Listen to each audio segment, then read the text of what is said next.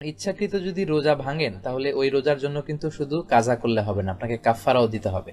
এখানে কোনটা করা উচিত? ধরেন একজন লোক রোজা রাখতে পারছে না, তখন সে কি একজনকে 30 দিন খাওয়াবে নাকি 30 জনকে একদিনই খাওয়াবে? ইচ্ছাকৃতভাবে পান করলে বা খাদ্য গ্রহণ করলে তখন কি কাফারা হবে কিনা? ইচ্ছাকৃত আপনি রোজা ভাঙেন, সেটা পানাহার করে ভাঙেন, স্ত্রী সবাস করে ভাঙেন, যেভাবেই ভাঙেন না কেন, তার জন্য কাজার পাশাপাশি একটা রোজা কাফারা হিসাবে আপনাকে রাখতে হবে। মোট ইচ্ছাকৃত সিয়াম ছেড়ে দিলে তাকে পরস্পর 60টি সিয়াম পালন করতে হবে, কথা এটা নয়। যে মোহতারাম, আমরা আরেকটি প্রশ্ন নিচ্ছি আপনার কাছ থেকে। আমাদের সেখানে দর্শক প্রশ্ন করেছেন যে রমজান মাসে দেখা যায় অনেক মুসলিম আছেন যারা রোজা পালন করেন না, এই গাফলতি অনেকের মধ্যে আছে, সেক্ষেত্রে তাদের জন্য কি পরিণামটা রয়েছে বা তাদের কি বিপদের সংবাদ রয়েছে? একটি রোজা ভঙ্গ করলে তার পরিবর্তে কয়টি রোজা রাখবে? অসুস্থ ছিল কিছুদিন ধরে, আর সে অসুস্থ অবস্থায় মারা গেছে, রোগ থেকে আরোগ্য লাভ করেনি।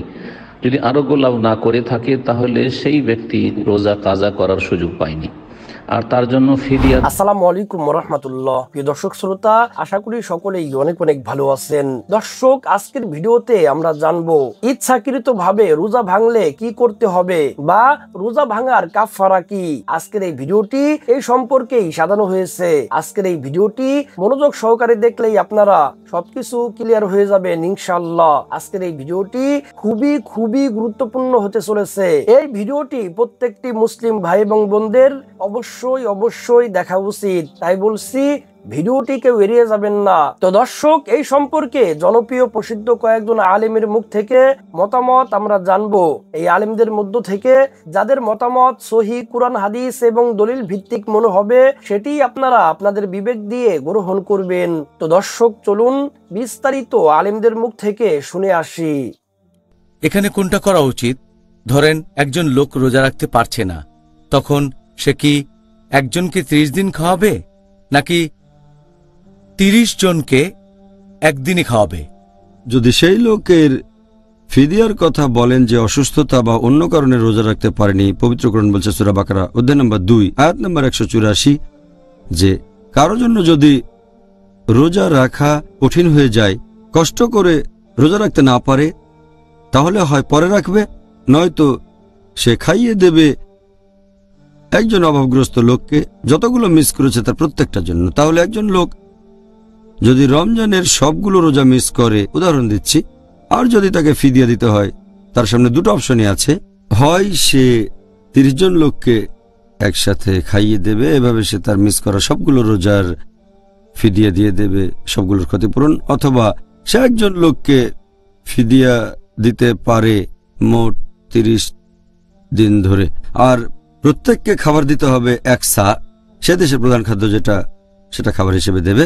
1 সা মানে আনুমানিক 1.5 কেজির মতো। এখানে দুটো অপশনই আছে। এ ব্যাপারে ইবনে আব্বাসের বলা একটা হাদিস, এটা আছে সহিহ বুখারীতে খণ্ড নম্বর 6 হাদিস নম্বর 4505। কোরআনের একটা আয়াতের কমেন্টারি সূরা বাকারা অধ্যায় 2 আয়াত 184। এখানে বলা হয়েছে যে যাদের রমজান মাসে রোজা রাখাটা বেশ কঠিন হয়ে যায়, রোজা রাখতে না পারে, তারা হয় পরে রাখবে, নয়তো অভাবগ্রস্তকে খাইয়ে দেবে। এভাবে যেসব মানুষের কথা বলা হয়েছে তারা খুবই বৃদ্ধ পুরুষ, মহিলা, অথবা সেই মানুষ যারা স্থায়ীভাবে বিকলাঙ্গ, অথবা কোনো অসুখ হয়েছে যার কারণে রোজা রাখা কঠিন হয়ে পড়েছে। এই দুটোরই অনুমতি আছে। এ ব্যাপারে একটা হাদিস আছে যে একজন সাহাবা ছিলেন যার নাম ছিল আনাস বিন মালিক রাদিয়াল্লাহু আনহু।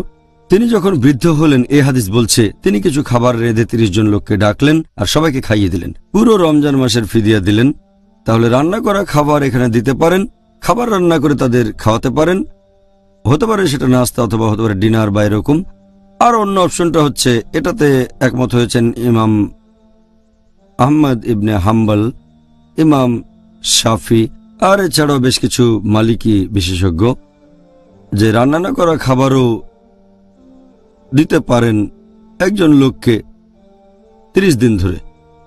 একজন লোককে রান্না না করা খাবার দেবেন 30 দিন, তাহলে এতে করে পুরো রমজান মাসের ফিদিয়া দেয়া হবে।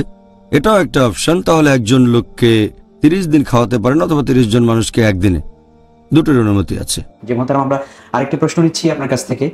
আমাদের সেখানে দর্শক প্রশ্ন করেছেন যে রমজান মাসে দেখা যায় অনেক মুসলিম আছেন যারা রোজা পালন করেন না, এই গাফলতি অনেকের মধ্যে আছে, সেক্ষেত্রে তাদের জন্য কি পরিণামটা রয়েছে বা তাদের কি বিপদের সংবাদ রয়েছে?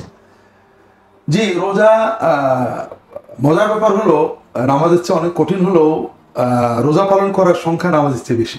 আচ্ছা জি, এটা একটা রোজার ভিতরে যে মজা আল্লাহ তাআলা দিয়েছেন, এটা রোজা না রাখলে বোঝা যায় না।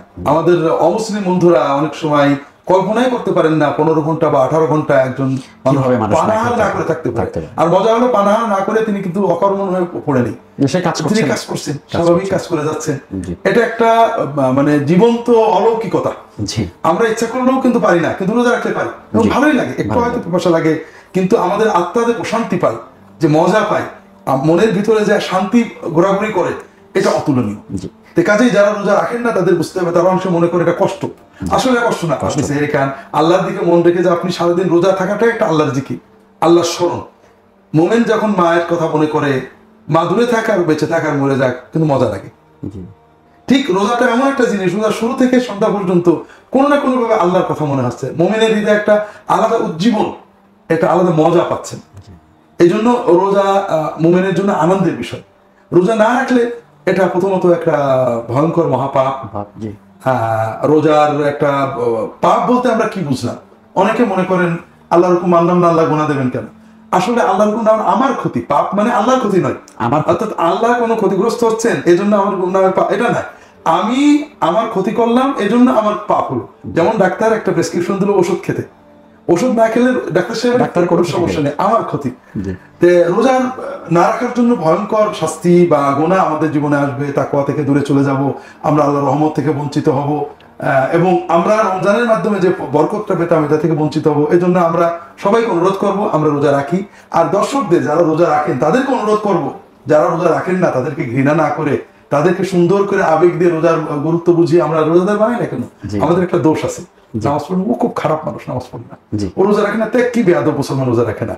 আল্লাহ তো আমাদেরকে পরে সমালোচনার জন্য বানাননি, ও রোজা রাখে না আমার জন্য সুযোগ ভাই বলে তাকে রোজাদার বানানোর জন্য চেষ্টা করে দিতে পারে।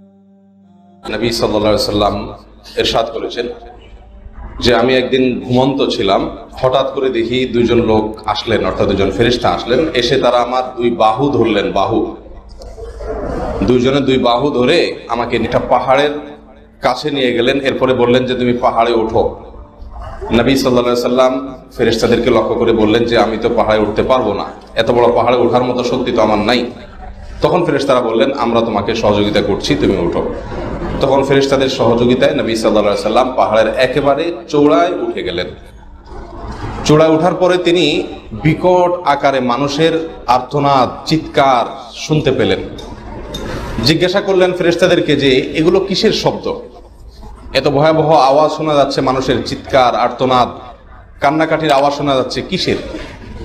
তখন ফেরেশতারা নবী সাল্লাল্লাহু আলাইহি সাল্লামকে বললেন এটা হলো জাহান্নামীদের আওয়াজ, জাহান্নামীদের শাস্তি চলছে, সে সাজায় জাহান্নামীরা যে বিকট আওয়াজ করছে সেটাই আপনি শুনতে পাচ্ছেন। নবী করিম সাল্লাল্লাহু আলাইহি ওয়াসাল্লাম বলেন তখন একটা পর্যায়ে গিয়ে কিছু লোককে দেখতে পেলাম যে তাদের পাও উপরের দিকে বাঁধা, মাথা নিচের দিকে, উল্টা দিকে তাদেরকে ঝুলিয়ে রাখা হয়েছে এবং তাদের গাল কাটা এবং সেখান থেকে রক্ত ঝরঝর করে টপটপ করে পড়ছে। নবী সাল্লাল্লাহু আলাইহি ওয়াসাল্লাম বলেন আমি তখন জিজ্ঞাসা করলাম ফেরেশতাদেরকে যে এরা কারা, এদের দুরবস্থার কারণ কি? তখন ফেরেশতাগণ নবী করিম সাল্লাল্লাহু আলাইহি ওয়াসাল্লামকে বললেন এরা হলো সেই সমস্ত লোক যারা পৃথিবীতে জীবদ্দশায় রোজা রেখে রোজা ভেঙে ফেলেছে, এই জন্য তাদের এই শাস্তি চলছে। এই হাদিসটি সহিহ ইবনে খুজাইমা এবং সহিহ ইবনে হিব্বান এই বিশুদ্ধ সূত্রে বর্ণিত হয়েছে। এই হাদিসের আলোকে আমরা জানতে পারলাম একজন মানুষ রোজা রেখে যদি ভেঙে ফেলে তার শাস্তি কত ভয়াবহ এবং কত মারাত্মক। প্রিয় ভাইরা, কোন এক সালাফ বলেন যে এই যদি হয় রোজা রেখে ভেঙে ফেলার শাস্তি, তাহলে যারা রোজা রাখছেন না, রোজা রাখেনই না, আল্লাহ মাফ করুন, তাদের সাজা কত জঘন্য হবে, কত কঠিন হবে। ইচ্ছাকৃত আপনি রোজা ভাঙেন, সেটা পানাহার করে ভাঙেন, স্ত্রী সবাস করে ভাঙেন, যেভাবেই ভাঙেন না কেন, তার জন্য কাজার পাশাপাশি 60টা রোজা কাফারা হিসাবে আপনাকে রাখতে হবে। মোট 100টা রাখতে হবে, সে 60টা আবার 1 টাকা রাখতে হবে, মাঝখানে কোনো গ্যাপ তৈরি হতে পারবে না, গ্যাপ হলে আবার শুরু থেকে করতে হবে। যদিও এরাবেন স্কলারদের মতে আপনার শুধুমাত্র স্ত্রী সহবাসের মাধ্যমে যদি রোজা ভঙ্গ করা হয় সেক্ষেত্রে কাজার সাথে কাফারা লাগবে, আর অন্য কোনো উপায় যদি কেউ রোজা ভঙ্গ করেন, সেটা পানাহার করে ইত্যাদি, তাহলে সেক্ষেত্রে শুধু কাজা করবেন এবং তার তার গুনাহ হবে, তওবা নাসুহা তাকে করতে হবে, কিন্তু এর জন্য কাফারা দিতে হবে না। তারা বলেন রাসূল করিম সাল্লাল্লাহু আলাইহি ওয়াসাল্লাম কাফারার যে বিষয়টি বলেছেন সেটি যে সাহাবীর বিষয়টি বুখারী সহ অন্যান্য হাদিসে কিতাবে বর্ণিত হয়েছে, তিনি মূলত স্ত্রী সহবাস করে রোজা ভঙ্গ করেছিলেন, তার জন্য নবী সাল্লাল্লাহু আলাইহি ওয়াসাল্লাম কাফারার কথা বলেছেন। আমাদের উলামায়ে কেরাম এটাকে ব্যাপকভাবে সব জায়গার জন্যই ব্যাপকভাবে সব জায়গার জন্যই তারা এই বিধানটাকে প্রযোজ্য মনে করেন। যে কোনো ক্ষেত্রেই আপনার যে কোনোভাবে রোজা ভঙ্গ করলেই ইচ্ছাকৃতভাবে বিনা ওজরে, সেক্ষেত্রে তার জন্য কাজা এবং কাফারা প্রযোজ্য হয়ে পড়ে। ইচ্ছাকৃত সিয়াম ছেড়ে দিলে তাকে পরস্পর 60টি সিয়াম পালন করতে হবে, কথা এটা নয়। শুধুমাত্র স্ত্রী মিলনের কারণে সিয়াম ছুটে গেলে পরস্পর 60টি সিয়াম পালন করতে হবে বা 60 জন মিসকিনকে খাওয়াতে হবে। আর কোনো কারণে সিয়াম ছুটে গেলে তাকে পরস্পর 60টি সিয়াম বা 60টি মিসকিনকে খাওয়াতে হবে, এ কথা ঠিক নয়। মনে থাকে যেন শুধুমাত্র স্ত্রী মিলনের কারণে, এরপরেও আপনার স্ত্রীকে 60টা সিয়াম পালন করতে হবে না আপনাকে। ইচ্ছাকৃত যদি রোজা ভাঙেন তাহলে ওই রোজার জন্য কিন্তু শুধু কাজা করলে হবে না, আপনাকে কাফফারাও দিতে হবে। কাফফারা কি? ইচ্ছা করে একটা রোজা ভাঙলে আপনাকে 2 মাস 60টা রোজা রাখতে হবে। 60, I repeat, you have to fast 60 fasting, you have to offer 60 fasting, অর্থাৎ 60টি রোজা রাখতে হবে, তাও মোতাওয়ালিয়া, লাগাতার। আপনি কিছু রাখার পরে যদি ভেঙে ফেলেন তাহলে কাজ হবে না, আবার নতুন করে শুরু করতে হবে। কিন্তু আপনি একটি রোজার কারণে যদি 60টি রোজাও রাখেন, রমাদানের রোজার যে বরকত মাহাত্ম্য সেটা কি আপনি পাবেন? কখনোই সেটা আপনি পাবেন না। তো এজন্য কোনো ক্রমেই যাতে ইচ্ছাকৃত আমরা রোজা ভেঙে না ফেলি, এই রোজার বরকত থেকে যাতে আমরা বঞ্চিত না হই। এখন কারো অবস্থা যদি এমন হয় যে রোজা ভেঙে ফেলেছেন, 60টা রোজা রাখা তার পক্ষে কোনোভাবেই সম্ভব না, অসুস্থ, তখন তিনি কাফফারা দিবেন, অর্থাৎ 60 জন মিসকিনকে তিনি খাবার খাইয়ে দিলে হয়ে যাবে। ইচ্ছাকৃতভাবে পান করলে বা খাদ্য গ্রহণ করলে তখন কি কাফারা হবে কিনা, এটি হানাফি মাযহাবের উলামায়ে কেরাম এবং মালিকি মাযহাবের উলামায়ে কেরাম তারা, যেহেতু সে সিয়ামের হরমত নষ্ট করেছে, এই হিসাবে তারা দাম্পত্য সম্পর্কের উপর কিয়াস করে তারা এটিকে ওয়াজিব বলেন যে এখানেও কাফারা দিতে হবে। যদিও শাফিঈ এবং হাম্বলি মাযহাবের উলামায়ে কেরাম এবং অন্যান্য উলামায়ে কেরামের অনেকেই বলেছেন যে না, এখানে শুধু কাজা করলেই হবে, কাফারা দিতে হবে না। এবং যেহেতু হাদিসের মধ্যে এক্ষেত্রে কোনো কাফারা দিতে হবে বলে স্পষ্ট কোনো ভাষ্য আসেনি, ফলে জিমা কিংবা দাম্পত্য সম্পর্ক স্থাপনের উপর কিয়াস করে সেই বিধানটা দেওয়া যাবে না। যাই হোক, আমরা দুটো অভিমত দেখতে পাচ্ছি এখানে উলামায়ে কেরামের। স্বামী স্ত্রী যদি দিনের বেলায়, রোজার দিনে দাম্পত্য সম্পর্ক স্থাপন করেন রোজা অবস্থায়, তাহলে কাবা এবং কাফারা দুটোই ওয়াজিব হবে, ফরজ হবে। এবং সেটি আমরা সহিহ মুসলিমের হাদিস থেকে জানি, আরাবের হাদিস, যেখানে তিনি এই কাজটি করে রাসূল সাল্লাল্লাহু আলাইহি ওয়াসাল্লামের কাছে আসার পরে রাসূল সাল্লাল্লাহু আলাইহি ওয়াসাল্লাম তাকে কাজা এবং কাফারা দুটোই করতে বলে। একটি রোজা ভঙ্গ করলে তার পরিবর্তে কয়টি রোজা রাখবে? যদি একটা রোজা না রাখেন, একটাই কাজা তুলবেন। আর যদি একটি রোজা রাখার পর ভেঙে ফেলেন, তাহলে আপনার জন্য পানিশমেন্ট আছে, সেটা হচ্ছে আপনাকে 60টা রোজা রাখতে হবে। বুঝলেন? কয়টা? শাহরাইনে মুতাদাবিআইন, মুসলিম শরীফের হাদিস। এক নাগারে 2 মাস, কয় মাস? কিংবা একটা গোলাম আজাদ করতে হবে, কিংবা 60 জন মিসকিনকে খাওয়াই দিতে হবে। বুঝতে পারছেন তো? সহজ কোনটা? 60টা মিসকিনকে কি খাওয়াইবেন? পান্তা ভাত, বাজারে মোটামুটি খানা, যেটা অন্তত এক প্যাকেট বিরিয়ানি দিয়ে দিলে হবে। আবার সিঙ্গারা কিনে খাওয়াই দিবেন, তা হবে না।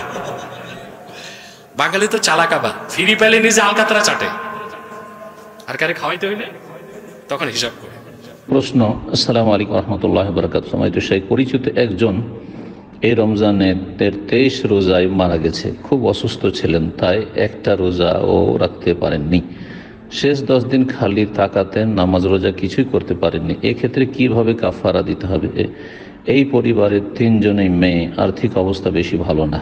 ওয়ালাইকুম আসসালাম রহমতুল্লাহ বরকাত। যে প্রশ্ন করেছেন যে একজন এই রমজানের 23 রোজায় মারা গেছে, মানে 23 রমজানে মারা গেছেন, অসুস্থ ছিলেন, আর একটা রোজা রাখতে পারেননি। শেষ 10 দিন খালি তাকাতেন, নামাজ রোজা কিছুই করতে পারেনি। যদি হুঁশ থেকে থাকে তাহলে সালাত আদায় করা, নামাজ পড়া ফরজ ছিল, এবং যারা বাড়িতে আছে মেয়েরা তাদের দায়িত্ব ছিল তাকে সলাতের জন্য সচেতন করিয়ে দেওয়া, সচেতন করে দেওয়া এবং প্রত্যেক ওক্তে তাকে তেয়াম্মুম করিয়ে দেওয়ার ব্যবস্থা করা যদি হুঁশে থেকে থাকে। আর যদি বেহুশ অবস্থায় কাটিয়ে থাকেন তাহলে আল্লাহ মাফ করে, রফিয়াল কালামান সালাহ, 3 শ্রেণীর মানুষের উপর থেকে আল্লাহ কলম উঠিয়ে নিয়েছেন, কোনো গুনাহ লিখবেন না। বাকি থাকলো রোজা। রোজার ক্ষেত্রে আল্লাহ রাব্বুল আলামিন যেহেতু বলেছেন ফামান কানা মিনকুম মারিদান আও আলা সাফার ফাইদ্দাতুম মিন আইয়ামিন উখার, তোমাদের মধ্যে যে অসুস্থ থাকবে অথবা সফরে থাকবে সে অন্য সময় গণনাগুলি পূরণ করে নেবে। সুতরাং 23 রমজান পর্যন্ত যে অসুস্থ ছিলেন আর তারপরে মারা গেছেন, তো এই ক্ষেত্রে আপনার প্রশ্ন থেকে যা বোঝা যায় যে অসুস্থ অবস্থাতেই মারা গেছেন। যেই অসুস্থতা ছিল সেই অসুস্থতা থেকে তিনি সুস্থ হননি, মারা গেছেন। আর সেই অসুস্থতা অস্থায়ী ছিল, স্থায়ী ছিল না। যদি স্থায়ী অসুস্থতা থাকে যার আরোগ্যের সম্ভাবনা নেই, দীর্ঘদিন ধরে গত রমজান বছরকে বছর হয়তো অসুস্থ, ভালো হবে না, এইরকম যদি হয় তাহলে তো ফিদিয়া দিতে হবে। কাফারা না বলে ফিদিয়া বলবেন, কোরআন এবং হাদিসের ভাষা ফিদিয়া আছে, সুতরাং ফিদিয়া শব্দটি ব্যবহার করবেন, মানে মুক্তির জন্য, এর থেকে অব্যাহতি বা মুক্তির জন্য ফিদিয়া দেবেন। আর যদি এটা অস্থায়ী অসুস্থতা হয়, আর সেটি আপনার কথাতে বোঝা যাচ্ছে অস্থায়ীভাবে তার আগে রমজানে ঠিকই রোজা রেখেছে কিন্তু এই রমজানে অসুস্থ ছিল কিছুদিন ধরে, আর সে অসুস্থ অবস্থায় মারা গেছে, রোগ থেকে আরোগ্য লাভ করেনি। যদি আরোগ্য লাভ না করে থাকে তাহলে সেই ব্যক্তি রোজা কাজা করার সুযোগ পায়নি, আর তার জন্য ফিদিয়া দেওয়াও নেই। কারণ স্থায়ী রোগী হলে ফিদিয়া দেওয়া হয়তো, অথবা একেবারে বার্ধক্যে পৌঁছে গেছে, অনেক বৃদ্ধ, তাহলে এই দুটো অবস্থায় শুধু ফিদিয়া, তাহলে ফিদিয়া বা যেটা কাফারা বলছেন সেটাও নেই। আর রোজা কাজা যে করতে হবে তার পক্ষ থেকে, সেটাও এই ক্ষেত্রে প্রযোজ্য নয়, কারণ তিনি এই অসুস্থতার পরে আর সময় পাননি সুস্থ হয়ে যে এই রোজাগুলি রাখবেন। যদি তিনি সময় পেয়ে থাকতেন আর রাখছি করে না রাখতেন, তাহলে তার আত্মীয় স্বজনদেরকে সেই রোজাগুলি বা মেয়েদেরকে রোজাগুলি রেখে নিতে হইতো। যেমন রাসূলুল্লাহ সাল্লাল্লাহু আলাইহি ওয়াসাল্লাম হাদিস রয়েছে, মান মাতা ওয়া আলাইহি সিয়ামুন সামা আনহু ওয়ালিহু, কেউ যদি মারা যায় এই অবস্থায় যে তার রোজা বাকি থেকে গেছে আর রোজা রাখার সুযোগ পেয়েছিল, অথচ সে রাখছি করে 11 মাস যেহেতু সময় আছে রাখেনি, তাহলে তার ওয়ারিসিন উত্তরাধিকারীরা সেই রোজাগুলি রেখে নেবে। এই হাদিস সেই ক্ষেত্রে প্রযোজ্য। কিন্তু এই ক্ষেত্রে অসুস্থ অবস্থাতেই যেহেতু মারা গেছে, রোজাগুলি কাজা করার সুযোগই পায়নি, সুতরাং এই ক্ষেত্রে খোলাসা কথা শুনে নেন, তা হচ্ছে যে না এই রোজাগুলি তার ওয়ারিসিন উত্তরাধিকারীদেরকে কাজা করতে হবে, না এর ফিদি দিতে হবে, কিছু হবে না, তাকে জবাবদিহি করতে হবে, কারণ সে রোজাগুলি রাখার সুস্থ হয়ে সুযোগই পায়নি। জাযাকুমুল্লাহু খাইর। সম্মানিত দর্শক শ্রোতা, আশা করি পুরো ভিডিওটি দেখেছেন এবং আলেমেরা কি বলেছে আপনারা বুঝতে পেরেছেন। এই আলেমদের মধ্য থেকে যাদের মতামত সহিহ কুরআন হাদিস এবং দলিল ভিত্তিক মনে হবে, সেটি আপনারা আপনাদের বিবেক দিয়ে গ্রহণ করবেন। তো দর্শক, আপনাদের কাছে কোন আলেমের মতামত সহি মনে হয়েছে, আপনাদের মন্তব্য অবশ্যই কমেন্ট সেকশনে জানিয়ে দিবেন। ভিডিওটি এ পর্যন্তই। ভিডিওটি ভালো লাগলে লাইক এবং শেয়ার করে দিয়েন। আর হ্যাঁ, নিত্য নতুন ইসলামিক ভিডিও পেতে চ্যানেলটি সাবস্ক্রাইব করতে ভুলবেন না। ভালো থাকুন, সুস্থ থাকুন, এই দোয়া রইল। বেঁচে থাকলে দেখা হবে পরে ভিডিওতে। আল্লাহ হাফেজ।